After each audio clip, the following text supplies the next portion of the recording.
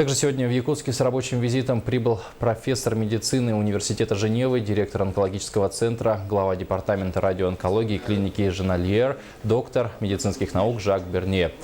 Выдающийся специалист в области ядерной медицины и радиотерапии онкологических заболеваний является одним из лидеров мировой онкологии. За время своей почти 30-летней карьеры доктором Бернье был создан Институт онкологии Южной Швейцарии.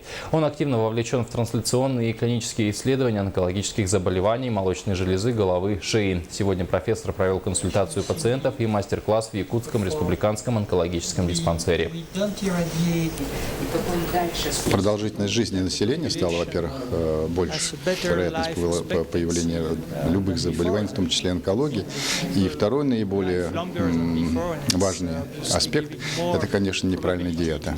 Молочной железы чаще всего это самая частая и онкология прямой кишки. То я вижу, как работают врачи, вот с тем оборудованием, которое есть, оно, конечно, делается очень много, но есть необходимость, наверное, совершенствования здания.